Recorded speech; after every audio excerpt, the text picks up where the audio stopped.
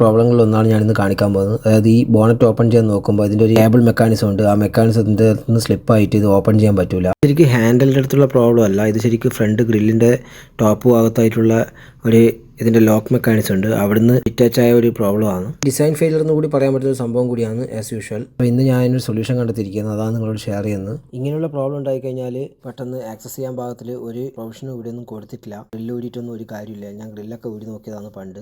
നമ്മളതിൽ സമയമുണ്ടെങ്കിൽ നമുക്ക് തന്നെ ഇത് ഫിക്സ് ചെയ്യാൻ പറ്റുന്ന ഒരു കാര്യമാണ്. അതെങ്ങനെയാണെന്ന് ഞാൻ കാണിച്ചു തരാം. അതിന് വണ്ടി ലിഫ്റ്റ് ചെയ്യണം. അതേപോലെ ഒരു കേബിളിൻ്റെ സ്ട്രിങ് ഇങ്ങനെ കേബിളോ അല്ലെങ്കിൽ ഒരു മെറ്റലിൻ്റെ പീസൊക്കെ കമ്പി പോലത്തെ സാധനങ്ങളൊക്കെ ഇതേപോലെ ഒരു കുളത്ത് പോലെ ആക്കിയതിന് ശേഷം ഇതും കൊണ്ട് നമ്മൾ വണ്ടീൻ്റെ അടിയിൽ വീണ്ടും പോകണം. ഈ ലിഫ്റ്റ് ചെയ്ത വണ്ടീൻ്റെ അടിയിൽ ഭാഗത്തേക്ക് പോയതിന് ശേഷം ഈ കേബിളിൽ ഈ ഒരു റേഡിയേറ്ററിൻ്റെ ഫാനിൻ്റെ ബാക്ക് ഭാഗവും അതേപോലെ നമ്മളെ പുള്ളിയൊക്കെ ഉള്ളതിൻ്റെ ഭാഗത്തിൻ്റെ ഇടയ്ക്കേ കൂടി കൈയിടണം.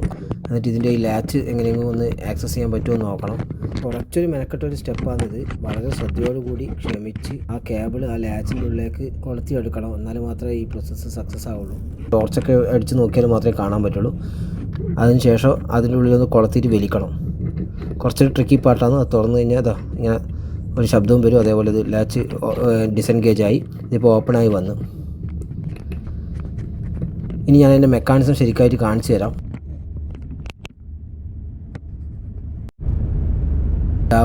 ഈ ഒരു സംഭവം നമ്മൾ ഡിസെൻഗേജ് ചെയ്യിക്കുകയാണ് ആ കുളത്തുനിന്ന്.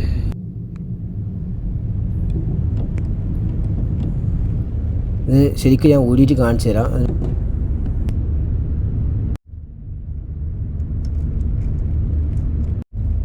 എന്നിട്ട് ഇത് ഊരിക്കഴിഞ്ഞ് ഇതേണ്ട, ഇത് ഇവിടെയാണ് ഞാൻ ഈ കേബിൾ കൊളുത്തിയിട്ടുള്ളത്.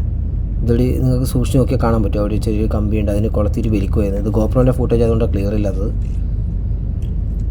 ഇതിൻ്റെ ഉള്ളിൽ ഇങ്ങനെ കിടക്കുന്നതാണ്. കുറച്ച് മെനക്കെട്ടൊരു പണിയാണ്. സോ ഗൈസ്, ഇത് ശരിക്കുള്ള ഇതിൻ്റെ ഒരു ശരിയായ ഭാവം എന്താണെന്ന് ഞാൻ കാണിച്ചു തരാം. ഈ ഒരു ടെർമിനൽ ഉണ്ട്, ഈ ഒരു ജംഗ്ഷൻ ഉണ്ട്, ഇത് രണ്ട് നമ്മൾ ജോയിൻ ചെയ്യുന്ന ഒരു ജംഗ്ഷൻ. ആ കേബിൾ ഇത് അവിടെ നിന്ന് ഇങ്ങനെ ഡിറ്റാച്ച് ആയി പോകുന്നതല്ലേ, ഇത് അവിടെ നിന്ന് അത് ഊരി പോകുന്നതാണ്. അത് നമ്മൾ തിരിച്ചിട്ടതിന് ശേഷം ഇത് ഈ ഒരു കവർ ഇട്ടാൽ മതി. ഇങ്ങനെ അവരുടേന്ന് പ്രാർത്ഥിച്ചുകൊണ്ട് ആ കേബിളിന് ആ ജംഗ്ഷൻ ബോക്സിലേക്ക് തിരിച്ച് പ്ലേസ് ചെയ്യുക. വളരെ സിമ്പിളായിട്ടുള്ള പ്രോസസ്സാണ്. പക്ഷേ ഇതിനുവേണ്ടി നമ്മൾ ഒരുപാട് മെനക്കെടണം. വണ്ടി ലിഫ്റ്റ് ചെയ്യണം. അത് ഞാൻ തിരിച്ചിട്ട് ഒരു WD-40 ഒക്കെ വെച്ചൊന്ന് ചെറിയൊരു ലൂബ്രിക്കേഷനൊക്കെ കൊടുത്തതിന് ശേഷം ഞാൻ ബോണറ്റ് ഓപ്പൺ ചെയ്തിട്ട് ഞാൻ കാണിച്ചു തരാം അതിൻ്റെ മെക്കാനിസം സക്സസ് ആണെന്നോ അല്ലയോ എന്ന്. സോ ഗൈസ്, എൻ്റെ ഈ ഒരു ട്രിക്ക് നിങ്ങൾക്ക് ഇഷ്ടമായെന്ന് വിചാരിക്കുന്നു. ഇതുപോലെ ഒരുപാട് എക്സ്പീരിയൻസ് എൻ്റെ ചാനലിലൂടെ ഞാൻ ഷെയർ ചെയ്യാൻ ഉദ്ദേശിക്കുന്നുണ്ട്. Please like, subscribe. Thank you for watching.